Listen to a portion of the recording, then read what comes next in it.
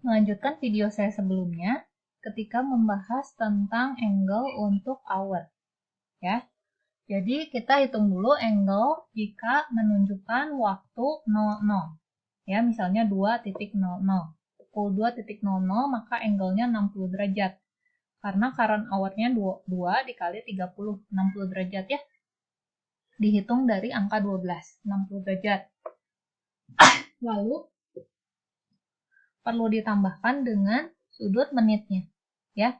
Karena misalnya ini jam 2:25. Ketika jam menunjukkan pukul 2:25, maka sudutnya tidak tepat 60 derajat dari angka 12, tapi ada lebihnya.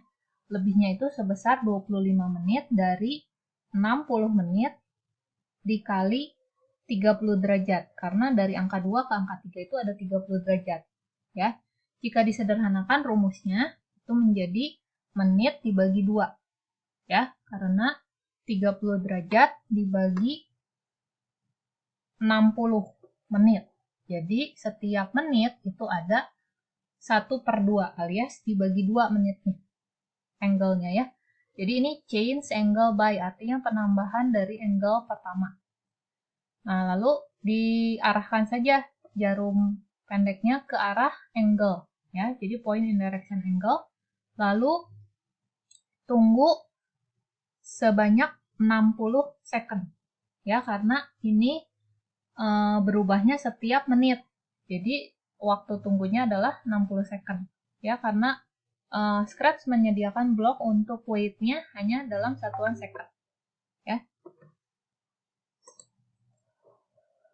Nah, modifikasilah project tersebut. Jadi kamu boleh memodifikasi dengan beberapa perbaikan seperti perubahan jarumnya ya untuk menit buat lebih smooth ya. Gunakan ide yang sama untuk seperti yang kita aplikasikan pada ini jarum pendek untuk jam ya. Jadi gunakan perubahan menitnya ini kaitkan dengan perubahan detiknya. Lalu misalnya tampilkan jam digital ini dalam bentuk format lain. Jangan dalam bentuk 24 jam, tapi dalam bentuk 12 hour. Ya. Lalu kamu boleh modifikasi dengan berbagai script lain ya. Misalnya untuk apa? Misalnya untuk mengubah tampilan dan seterusnya. Oke. Ya. Selanjutnya, perhatikan project kedua. Ya, ini game tembak-tembakan ya. Di sini ada beberapa jenis. Yang biru ini harus kalian tembak, sementara yang kuning nggak boleh ditembak. Ya, harus dilindungi. Nah, kalian user bisa menggunakan panah kiri kanan untuk mengubah posisi, lalu spacebar untuk melakukan tembakan. Ya, menembakkan ini pelurunya ya. Nah, game akan berakhir jika peluru mengenai burung yang berwarna kuning.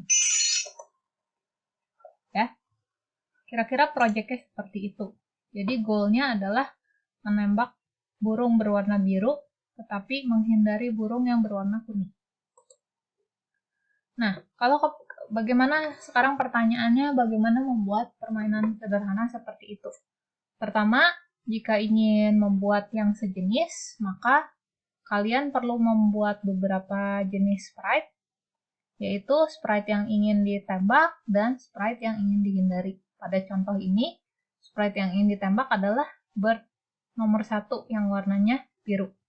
Terus kamu lihat di situ ada 2 animasi ya, ketika burungnya mengepakkan sayap. Jadi kamu akan punya minimal 2 gambar untuk menghasilkan animasi kepakan sayap tadi.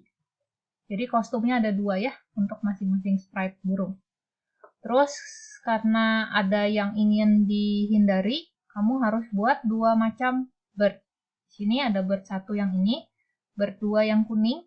Lalu di situ ada bullet sprite ya untuk pelurunya. Lalu shooter sprite-nya.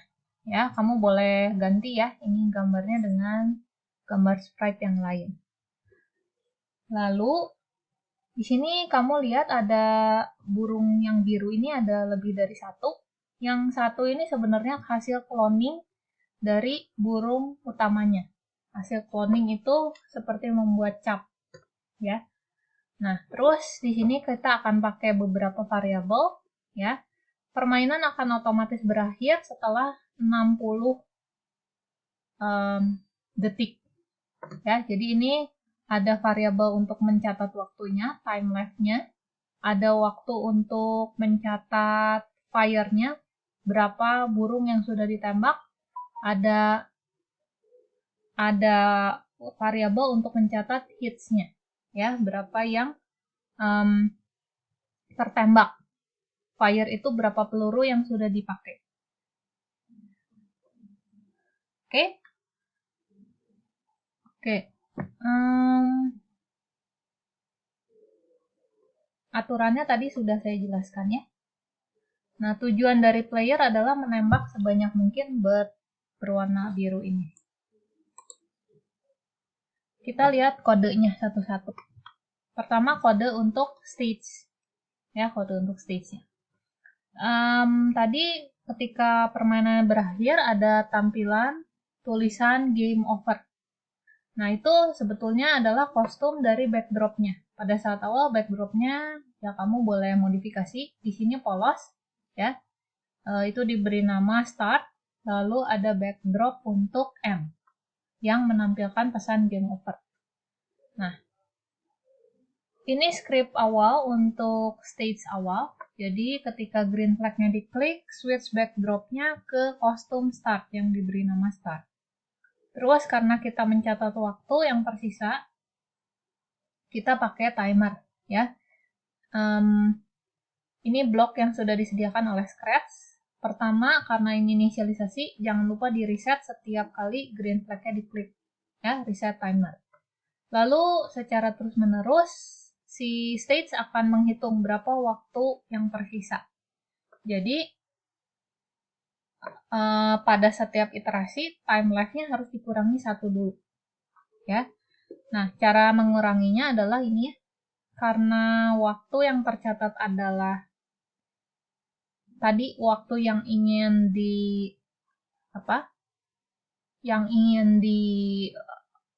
berlakukan pada permainan ini adalah 60 detik, maka kita harus kurangi 60 detik dengan waktu yang dicatat oleh Scratch, ya. Itu dalam detik, ya, timer ini dalam detik.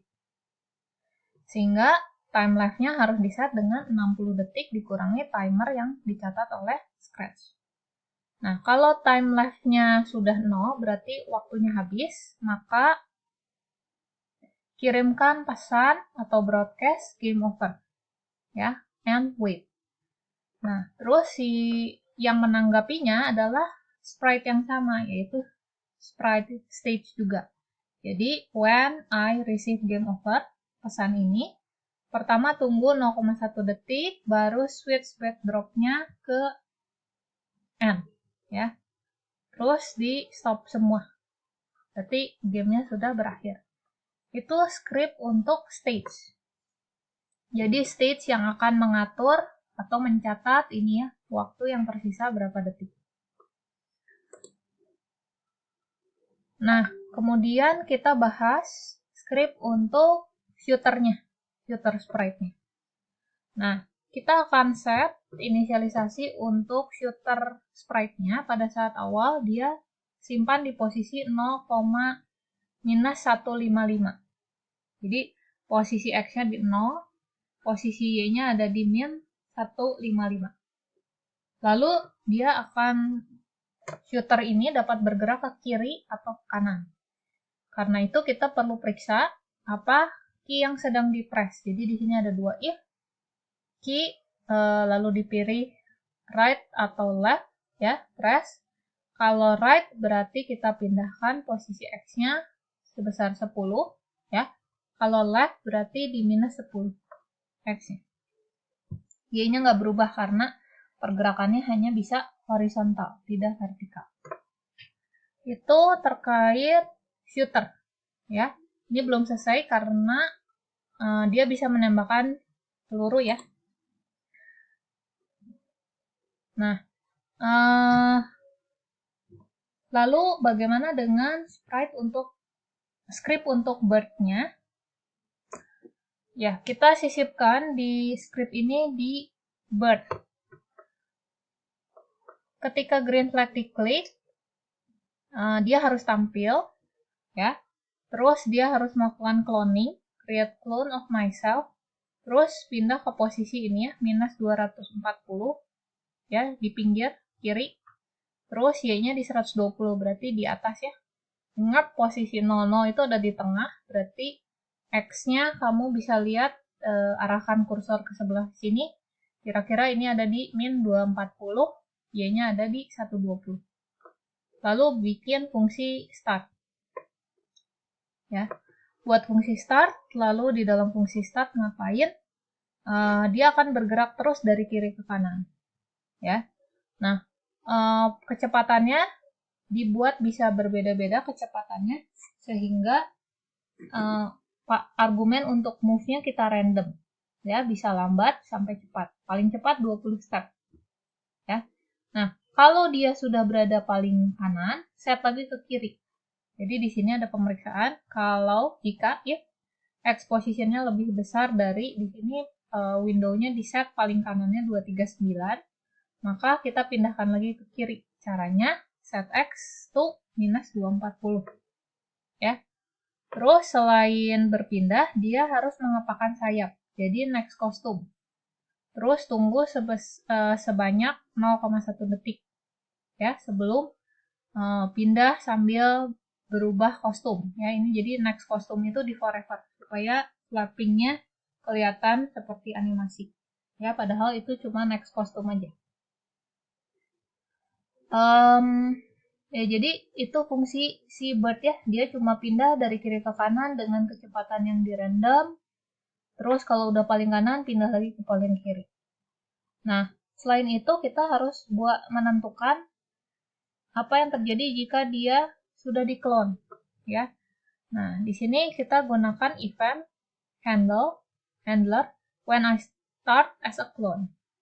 Nah, di sini di set posisi X-nya di min 240, Y-nya tapi di bawah ya, kita set di bawah, yaitu di min 40.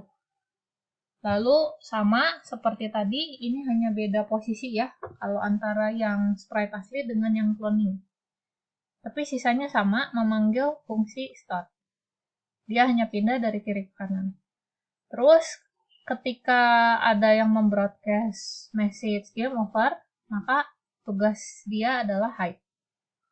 Ya. Nah, sprite yang burung kuning, burung kedua, ini juga sama seperti ini. Ya, jadi kalian aplikasikan fungsi yang sama. Hanya nggak perlu di-clone rasanya. Atau kalau mau di-clone juga boleh. Ya, jadi aplikasikan script yang sama. Hanya beda posisi awal ya. Posisi awalnya kamu set di posisi tertentu. Nah, sekarang kita lihat untuk bulletnya, untuk pelurunya, script untuk peluru.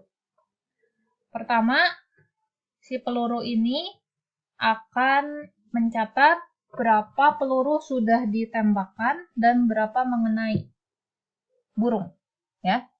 Nah, pada saat awal variabel keduanya mencatat ini ya, fire, berapa peluru yang sudah digunakan itu pertama 0, terus berapa yang kena itu di 0 juga, ya. Lalu